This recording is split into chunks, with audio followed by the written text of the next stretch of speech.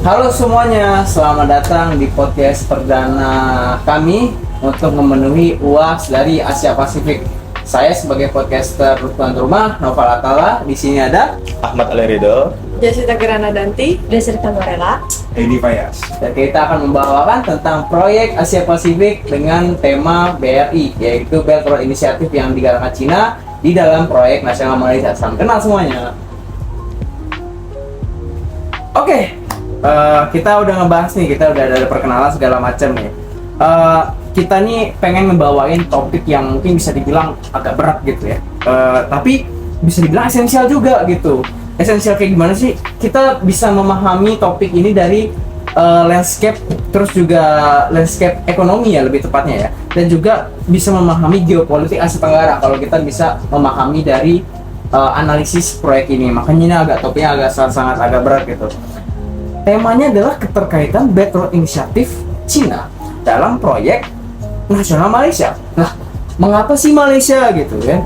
Mengapa Malaysia? Jadi bisa dibilang teman-teman kalau Malaysia ini adalah salah satu key player di dalam negara geopolitik Asia Tenggara gitu. Dan proyek ini nih sangat-sangat strategis gitu untuk kemaritiman di Laut Cina Selatan, bisa dibilang ya, bisa dibilang seperti itu, hingga bisa sampai dinamika politik domestik ini bisa masuk di dalam ini karena ada keterlibatan Cina gitu. Nah, untuk membedah dari kompleksitas ini, kita sudah mengundang nih ahli-ahli dari pakar-pakar ini, pakar-pakar dari konteks hubungan Malaysia dan juga Cina gitu. Ada Adin, terus yang sebagai spesialis analisis dan politik, terus juga Ali Lido sebagai analisis geopolitik Asia dan juga Cina gitu, dan Deswita yang membawakan perspektif yang sangat menarik, perspektif baru mengenai dampak dari sosial, keberlanjutan juga tata kelola dari pemerintahan. Dan yang terakhir itu ada Fayas. Jadi Fayas ini akan membawakan kebijakan makro dan juga konteks hubungan dari Malaysia dan Cina. Mungkin kalau kita bahas terlebih dahulu nih, kita mungkin akan membahas ke Fayas terlebih dahulu nih karena konsepnya adalah makro kan. Nah, oke, Fayas, bagaimana pendapat kamu nih Fayas nih? Kalau misalkan aku mau nanya nih, sebelum kita masuk ke Malaysia gitu ya, kita tegasin lagi nih, kalau Belt Road Initiative ini bukan sekedar pinjaman utang doang nih, atau pinjaman dana bagi-bagi proyek ke negara middle income, ini negara-negara tertengah, negara semi periphery gitu. Tapi ada strategi di baliknya nih. Wah, ini menarik banget sih. Jadi kita pengen banget ngebahas apa definisi dan tujuan utama dari Beijing gitu, dari Cina itu ya. Mungkin bisa Fayas dijelaskan terlebih dahulu gitu. Oke, seperti yang kita tahu ya, Pak, BRI itu yang diluncurkan sama Xi Jinping pada 2013 itu merupakan suatu proyek geoekonomik dan geopolitikal nih, Pak. Nah, jadi inti dari BRI ini, dia menciptakan jaringan konektivitas jalur sutra di abad ke-21 yang melintasi Asia, Eropa, dan Afrika, Pak. Tujuan itu ada 3 tuh, Pak. Ada, untuk yang pertama ada ekonomi, mengalihkan kelebihan kapasitas produksi baja dan semen dari Tiongkok ke luar negeri. Kemudian juga bisa untuk membuka pasar baru dan memperluas investasi bagi BUMN di Cina. Terus yang kedua juga ada geoekonomi, yang dimana geoekonomi ini sendiri bisa menciptakan infrastruktur yang menjamin rantai pasok Tiongkok ke pasar global lebih aman pastinya, dan lebih efisien dan lebih independen, Pak. Terus yang ketiga itu ada dari sisi geopolitiknya nih, Pak, yang dimana BRI ini bisa memperkuat pengaruh Tiongkok di dunia, terutama melalui diplomasi infrastruktur dan mereduksi dominasi rute maritim yang dikontrol oleh kekuatan barat atau Amerika Serikat, Pak. Menarik. Tapi pertanyaan besar kita adalah kenapa harus Malaysia gitu? Karena Malaysia itu kan merupakan titik jangkar nih, Pak, yang tak tergantikan di Asia Tenggara lain, bisa dibilang.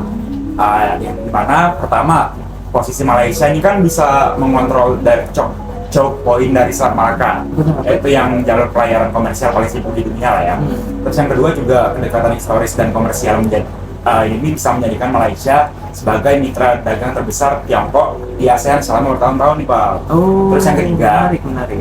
Iya benar. Terus yang ketiga itu Malaysia memiliki kebutuhan infrastruktur yang besar dan Tiongkok datang dengan tawaran yang cepat, lengkap, dan pastinya didukung sama pendanaan yang masih masif. juga bisa dibilang apa ya, pertemuan yang sempurna lah antara supply dan demand. Menarik juga ya, ternyata teman-teman. Ternyata Malaysia ini suatu mitra dagang dari Tiongkok, karena yang kita seperti yang kita tahu, Singapura itu kan mitra dagang Amerika Serikat, tidak mungkin diintervensi oleh Cina. Dan salah satu persaing terdekatnya adalah Malaysia gitu, sebagai negara dengan middle income yang lumayan besar gitu. Menarik. Mungkin kita akan lanjut kali ya. Terima kasih Pak ya atas penjelasannya. Kita akan masuk nih ke segmen kedua. Jadi kita sudah membahas nih secara geopolitik, secara makronya nih apa sih tujuannya gitu. Lalu kita akan membahas nih studi kasus proyeknya. Nah, studi kasus proyeknya ini banyak teman-teman. Cuman kita akan membahas satu ini, Bypass Malaka. Ini menarik banget dibahas. Jadi pertama ini kita akan membicarakan tentang proyek infrastrukturnya bersama Adin gitu ya. Nah, kita masuk nih ke segmen 2. Terima kasih Faiz atas penjelasannya. Cuman kita mau masuk ke segmen kedua nih, studi kasusnya. Nah, ini tadi sudah Faiz membicarakan tentang proyek-proyek mega besarnya ini secara makro. Tujuannya itu apa sih Cina masuk ke dalam Monumen Nasional Malaysia gitu ya. Nah, kita akan masuk ke segmen 2 dengan studi kasus proyeknya nih. Nah, di sini udah ada expertnya, yaitu Adin. Kita akan membicarakan nih, kita akan bedah nih secara mendalam.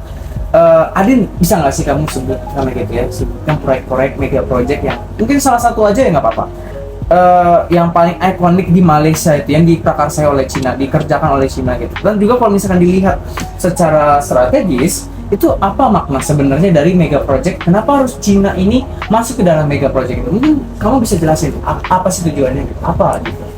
Oke, kalau bahas yang paling ikonik ya tentu East Coast Rail Link atau yang biasa disebut tuh ECRL, yang merupakan jalur kereta api sepanjang kurang lebih 640 km yang menghubungkan Pelabuhan Klang di pantai barat dengan Kota Baru atau Pelabuhan Kuantan di pantai timur. Proyek ini itu mengubah permainan karena menghubungkan dua sisi Malaysia yang selama ini disparitas pembangunannya tinggi. Menarik. Namun, yang paling strategis bagi Tiongkok itu saat ini adalah dimensi geopolitiknya sih. Jadi, ECRL ini dilihat sebagai solusi atas dilema Malaka. Bener tuh, karena gimana ya, dilema Malaka ini bagi Cina itu menjadi kekhawatiran yang paling besar gitu. Karena Selat Malaka itu dapat mudah ditutup oleh pihak musuh, khususnya nih bagi adminnya bumi nih, angkatan lautnya AS, US Navy kan, atau para sekutunya mungkin dari Singapura, Australia atau UK. Dan karena adanya kemungkinan penutupan Selat Malaka ini bisa mencekik 80% energi impornya bagi Cina nih. Maka dari itu ECRL ini membersamai dengan investasi dari Kuantan Port yang terintegrasi dengan Malaysia China Kuantan Industrial Park atau MCKEP, yang dimana ini menciptakan koridor darat alternatif nih. Kemudian ini karena dari hal ini Cina ini bisa dengan mudah memindahkan barang-barang impornya atau barang-barang ekspornya dari Laut Cina Selatan ke Laut Andaman tanpa harus melewati keseluruhan dari Selat Malaka ini, daerah. Nah, karena ini adalah strategi pertahanan dan perdagangan jangka panjang nih bagi Beijing. Menarik teman-temannya untuk dibahas. Jadi aku bisa simpulkan IRCL ataupun MCKP ini bukan sekedar proyek kereta api domestik, bisa dibilang tadi kan, tapi bagian dari jaringan logistik kepanjangan untuk Cina gitu, ada kebetulan Cina gitu ya, logistik global Cina gitu ya, untuk menjamin keamanan rute dagangnya di Asia Tenggara gitu, di geopolitik ekonomi Asia Tenggara gitu. Menarik. Exactly. Selain itu ada juga proyek pelabuhan lain seperti Melaka Gateway. Meski sempat kontroversial dan tertunda, yang menunjukkan upaya Tiongkok untuk memperluas jangkauan maritimnya. Penting juga nih buat dicatat kalau investasi Tiongkok itu beragam, tidak terbatas pada mega proyek pinjaman pemerintah saja, tapi juga investasi swasta di sektor manufaktur dan jasa. terima kasih nih Adin sama Ali, kita udah ngebahas nih mega project apa yang udah disepakati oleh Cina dan juga Malaysia gitu ya. Kita bisa ada membahas, ada IRCL, terus ada MCKP yang seperti teman-teman tadi jelasin. Nah, kita berubah nih segmennya nih ke dampak multi sektor. Nah, menarik banget ini. Ini salah satu perspektif baru yang ditawarkan, dan kita mengundang pakar sekaligus ahli daripada penganalisisannya ini nih. Nah, ini kita ada Deswita. Halo Deswita. Halo. Mungkin Deswita nih, kita ngelihat skala proyeknya nih, bagaimana BRI Belt Road Initiative ini dari Cina ini bisa mengubah wajah Malaysia gitu, wajah project Malaysia gitu. Kita jadi 3 segmen aja deh, biar nggak ini ya, kita ubah segmennya aja ya. Jadi ada 3 segmen. Yang pertama itu ada ekonomi, terus yang kedua ada politik, dan yang terakhir ada sosial. Mungkin Deswita bisa diceritain terlebih dahulu apa sih dampak-dampak yang terjadi ketika kita masuk ke ranah ekonomi. Mungkin bisa dijelaskan. Dari sisi ekonomi itu mereka memiliki dampak langsungnya. FDI Tiongkok melonjak dan terbukti mendorong sektor konstruksi Malaysia secara signifikan. Terus ini juga menciptakan lapangan kerja dan meningkatkan konektivitas. Namun mereka juga ada kritik gitu. Yang pertama, transfer teknologi. Mereka tuh masih menjadi pertanyaan, apakah proyek sebesar ini membawa transfer teknologi yang substansial atau hanya menjadi tempat bagi kontraktor dan tenaga kerja Tiongkok. Menarik. Dan yang kedua, keberlanjutan utang. Mereka tuh meskipun relatif lebih rendah risikonya dibandingkan negara lain itu, transparansi pembiayaan proyek tetap menjadi isu utama gitu. Oh, menarik. Mungkin dari sisi politiknya nih, kita bisa ngebahas tadi kan ekonominya, transfer teknologi dan sebagainya. Mungkin teman-teman pengen tahu nih, secara politiknya apa sih yang dicadangkan? Mungkin bisa nih Fayas gitu, sebagai kamu kan pakar teknologi, bisa nih ngejelasin apa sih dampaknya juga? Kalau dari sisi politiknya yang aku lihat tuh ya Pak, di era Perdana Menterinya Malaysia, si Najib Razak. Najib Razak, ya. Itu kan masa kemasannya BRI di Malaysia tuh Pak. Oke, Nah, menarik. itu tuh ditandai dengan adanya kerjasama konferensi, yang dimana muncul era Mahathir Mohamad 2018, ya kan? Iya, Nah, itu benar. yang secara drastis meninjau ulang dan sempat menolak 14 MOU kalau nggak salah. MOU BRI yang senilai 143 miliar ringgit Malaysia. Malaysia. Nah, itu kan disebut sebagai kolonialisme. Yang dimana si Mahathir tadi itu akhirnya merenegosiasi nih Pak si ICRL tadi dengan biayanya lebih murah. Terus juga menunjukkan bahwasannya si politik domestik di Malaysia ini nih memiliki daya tawar yang kuat. Sekarang di bawahnya pemerintahannya Anwar Ibrahim, fokusnya itu sekarang lebih ke melanjutkan proyek-proyek yang tata kelolanya itu bisa lebih baik dan transparansi. Menarik ini teman-teman, kalau dibahas secara politik ternyata sudah mulai dari eranya Najib Razak. Yang kita tahu Najib Razak itu kan sempat tersandung ekonomi 1MDB kan. Benar. Nah, terus juga era Mahathir Mohamad pernah dilanjutkan terlebih kembali tahun 2018 hingga zamannya Covid, walaupun sempat diberhentikan. Menarik. Cuman kalau dari dampak sosialnya nih, kita kan udah ngebahas dari secara ekonomi udah, secara politik udah, dampak sosialnya Deswita. Coba kamu jelasin deh, dampak sosialnya itu apa sih? Mungkin ini menjadi yang terakhir kali ya, dampak sosial. Kekhawatiran publik soal masuknya TKA atau tenaga kerja asing, Tiongkok dan isu lingkungan. Itu terutama untuk proyek reklamasi seperti Malacca Gateway menjadi komoditas politik. Di negara yang sensitif terhadap isu etnis seperti Malaysia, investasi asing skala besar dari Tiongkok tak terhindarkan menimbulkan narasi sosial tentang identitas dan kedaulatan. Nah, terima kasih Pak Yas dan juga Deswita udah ngebahas secara perspektif baru nih. Kita bisa lihat teman-teman, kalau perspektifnya ada dampak dari sosial, politik, ekonomi nih. Wah, ini menarik banget. Tapi sayangnya karena kita keterlambatan waktu, kita akan berubah ke segmen 4. Kita akan melakukan perbandingan nih, karena kita negara Indonesia, kita harus melakukan perbandingan. Kenapa mereka harus membeli negara Cina gitu? Walaupun Indonesia sebenarnya ada BRI, cuman kita akan membahas secara mendalam nih, perbandingan secara polemik. Apa sih perbandingan yang jangkauannya itu jauh, apa yang pendek, dan juga strategi ini berbeda menghadapi Belt Road Initiative yang dari Cina. Setiap negara pasti memiliki perbedaan pandangan tersebut. Nah, kita akan punya pemateri selanjutnya, yakni Ali Ridho. Ali, nah Ali, kita kini nih masuk nih ke perbincangan yang diminta oleh pendengar nih. Teman-teman pasti pengen banget kan ngebahas Indonesia dan Malaysia, karena negara ini kan negara rival ya, bisa dibilang ya, baik itu secara nasional pun juga dari sepak bola apalagi. Gila banget gak sih? Gila banget ya. Nah, baik dari Malaysia dan juga Indonesia ini, itu adalah mitra utama BRI, Belt Inisiatif untuk Cina nih. Nah, kalau bisa dijelasin secara lebih lanjut nih, apa sih perbedaan fundamental teman-teman? Perbedaan fundamental dari dalam kedua negara ini menghadapi inisiatif dari Beijing ataupun Tiongkok. Bisa dijelasin kali? Baik. Jadi gua ada data nih. Di mana ini ada mungkin bisa kita bilang contoh klasik lah ya. Bagaimana antara dua negara tersebut, antara Indonesia dan Malaysia nih, berdaulat dengan menggunakan skema global untuk memenuhi tujuan nasional mereka. Tujuan nasional mereka yang tentunya berbeda dong. Iya, benar, berbeda. Kalau dari aspek yang pertama nih ada apa ya? Fokus strategi Cina nih. Di Malaysia mereka tuh berfokus untuk mengatasi dilema Malaka.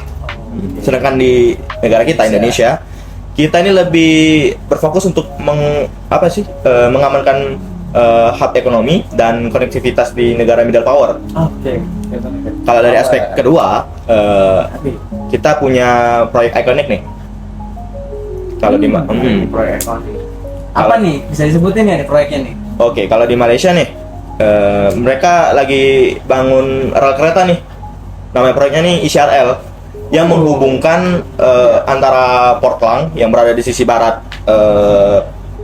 sisi baratnya Semenanjung ya, Malaysia ya, ke Port of Kuantan yang ada di sisi timurnya Semenanjung.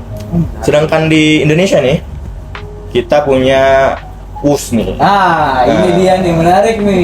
KCIC nih guys. KCIC. Yang dimana KCIC ini menjadi pendukung lah pada poros maritim dunia nih. Menarik juga, karena Jakarta Bandung itu dibikin 45 menit guys. Yang biasanya cuma 2 jam Argo Parahyangan jadi sekitar 45 menit. Mungkin bisa dilanjutin lagi. Kalau dari aspek ketiga nih, adanya strategi nasional nih. Yang dimana kalau di Malaysia, mereka ini menciptakan land bridge atau jalur alternatif untuk rute dagang nih. Yang dimana ini menjadikan Malaysia ini sebagai penghubung antara trans hingga ke Semenanjung Malaysia itu sendiri. Kemudian kalau di Indonesia, Indonesia ini memanfaatkan BRI ini untuk mendukung strategi poros maritim dunia. Seperti pada era Pak Jokowi. Pak Jokowi kemarin. Yakni kan fokusnya tuh untuk menyatukan kayak konektivitas, mobilitas ekonomi, barang-barang pangan segala macam itu menjadi mudah, dan proyek ini berfokus pada pengembangan pelabuhan nasional nih. Iya, tahun 2014 memang lebih banyak ya pelabuhan nasional dibikin sama era Pak Jokowi ya. Serta standarnya naik kan. Iya, benar. Kemudian kalau kita masuk ke aspek terakhir, yaitu adanya skala investasi nih. Investasi FDI teman-teman. Ini patut untuk dibahas nih. Di mana kalau di Malaysia ini penerima investasi BRI ini sangat besar nih kalau di ASEAN. Namun yang di Malaysia ini sedikit lebih kecil dari Indonesia. Mereka tuh mendapatkan berapa ya kemarin tuh ya? Kalau nggak salah itu sekitar 98,5 miliar USD kalau nggak salah. Sedangkan kalau di Indonesia nih, penerima investasi BRI itu terbesar di daerah se-ASEAN nih. Kita nih, dengan penerimaan sekitar 171 USD nih. Wow, 2 kali lipat ya, lebih besar ternyata. Oke, jadi aku mau nambahin dari sisi proyek nih ya. Kalau di Malaysia itu kan East Coast Railing ini secara eksplisit menciptakan jaringan yang secara geografis tuh melayani kepentingan Tiongkok untuk rute laut ya. Sementara di Indonesia sendiri, proyek utama seperti kereta cepat Jakarta-Bandung ini lebih berfokus pada kebutuhan internal konektivitas Jawa, meskipun tujuannya pengembangan pelabuhan baru juga sejalan nih dengan Belt Road Initiative. Menarik juga, menarik. Oh ya benar tuh. Gua setuju sih sama si Adin ya. Karena gimana ya? Gua memandang Indonesia ini sebagai negara kepulauan yang besar dan power kita di dunia itu berada di tengah nih, middle power nih. Nggak kecil, nggak juga besar. Ya. Nah, serta karena Indonesia ini menerapkan strategi hedging yang lebih eksplisit, Ya. ini menyebabkan atau menjadikan Indonesia berfokus untuk menjaga hubungan baik dengan China, tetapi dengan AS kita juga masih menjaga nih Der. Sama-sama. Khususnya kalau dengan AS kita tuh menjaga hubungan dari sisi keamanan atau militer nih. Oke. Kalau untuk Cina itu ekonomi berarti ya. Seperti beberapa bulan kemarin kan kita ngadain latihan tempur nih sama US Navy, Oh, iya. US Army. Menarik.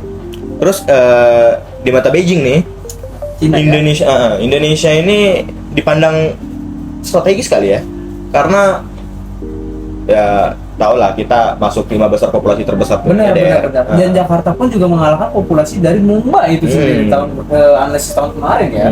Wow. Terus nggak hanya karena populasinya besar nih, Cina juga memandang kalau ekonomi kita nih kuat nih, dan ekonomi kita kan paling besar se ASEAN kan. Iya benar. Jadi Cina nggak salah lah mandang kita kayak gitu. Menarik teman-teman. Artinya adalah setelah yang kita dijelaskan nih dari oleh Ali dan juga Adin, mendapati kalau misalkan Malaysia ini menggunakan level inisiatif ini untuk menyelesaikan dilema strategis. Kita udah ngeliat nih tadi perbandingan Indonesia dan juga Malaysia ya. Nah, untuk sedangkan di Indonesia itu menggunakannya lebih ke visi maritim masalahnya seperti itu ya. Benar. Karena tadi sudah Ali mention juga kita memiliki pelabuhan skalanya internasional yang telah dibikin eranya Pak Jokowi dengan melibatkan Cina untuk kebutuhan maritim juga. Mungkin itu bisa dibilang ya. Gitu. Bener sih Der. Tapi nih masih ada tapinya nih. Oh masih ada tapinya, teman-teman. Nggak semua hal itu punya sisi positifnya Der. Pasti ada sisi negatifnya. Saya Pasti. bilang ya. Apa tuh sisi negatifnya? Sisi negatifnya ini kita menganggap itu sebagai tantangan nih Der. Tantangan yang kita hadapi ini mungkin Indonesia ini perlu memaksimalkan lagi nih lokal konten supaya apa? Supaya manfaat ekonomi domestik ini lebih optimal. Oke, menarik. Karena lebih optimal, ini dapat mengurangi kali ya, mengurangi kekhawatiran kita terhadap crowding out tenaga kerja lokal gitu. Terus Indonesia ini kan menargetkan peningkatan lokal konten hingga 60% deh dalam proyek BRI untuk memaksimalkan manfaat ekonomi yang ada gitu. Wow, sangat menarik ya pembahasannya ya. Ternyata dari tadinya kita udah ngebahas nih perbandingannya secara positif, namun ternyata ada tantangan nih kata Ali nih. Sangat menarik, katanya sampai peningkatan konten 20% itu sangat besar sih, lebih Besar banget ya. Menarik sekali. Terima kasih Ali atas penjelasannya. Menarik. Nah, tadi kita udah ngejelasin nih perbandingan antara Malaysia dan juga negara tetangga Indonesia secara geopolitik termasuk rival lah ya.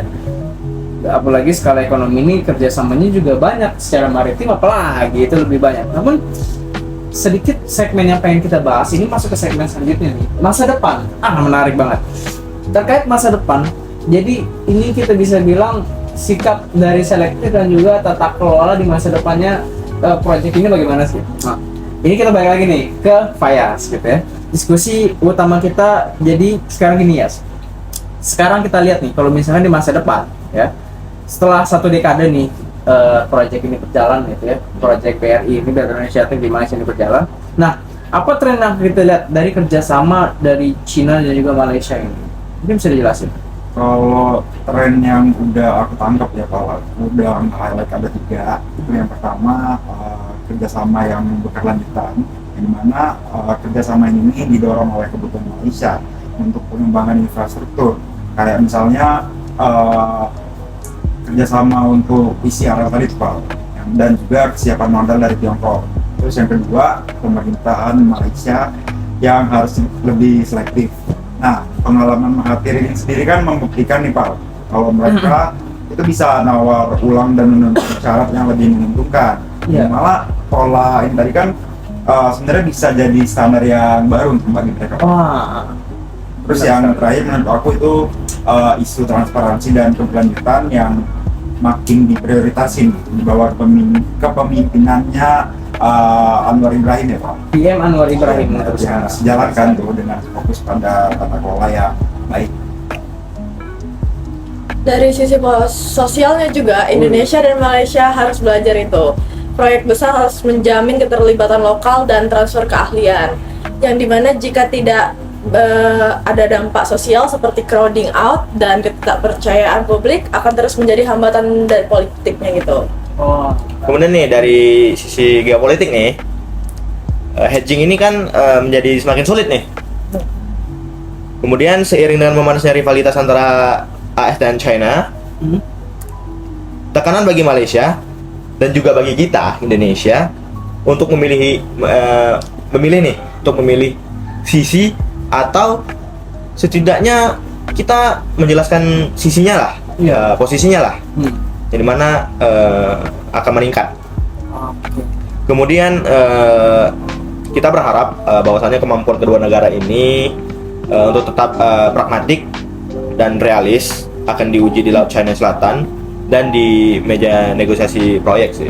Menarik. Oke, jadi kesimpulannya BRI atau Belt Road Initiative ini tuh menawarkan game changer untuk konektivitas regional. Tapi manfaatnya sangat bergantung pada negosiasi, tata kelola, dan kemampuan negara penerima ya seperti Malaysia dan Indonesia untuk memaksa peningkatan porsi lokal dalam proyek tersebut. Jadi gitu.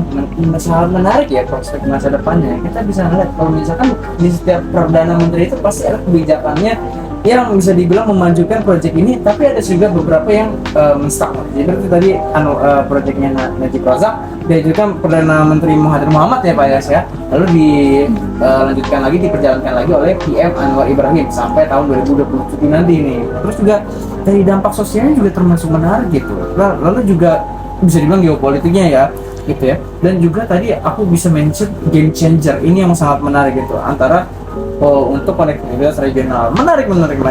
Namun teman-teman, karena kita sudah mau ini nih, mau menutup sesi diskusi gini. Terima kasih teman-teman udah hadir dalam sesi podcast kali ini. Nah, itu ternyata sudah agak cepat ini ya, lama ya untuk membahas ini. Jadi kita ini udah membahas nih teman-teman, membedah tuntas gitu ya keterlibatan BRI ataupun Belt Road Initiative Cina ini di proyeknya Malaysia, proyek nasional Malaysia gitu. Dari mulai pertama nih motif geostrategisnya Tiongkok, terus juga ada kompleksitas politik domestik gitu ya, Najib Razak, Mahathir Muhammad, Fayaz ya, terus juga ada Anwar Ibrahim gitu ya.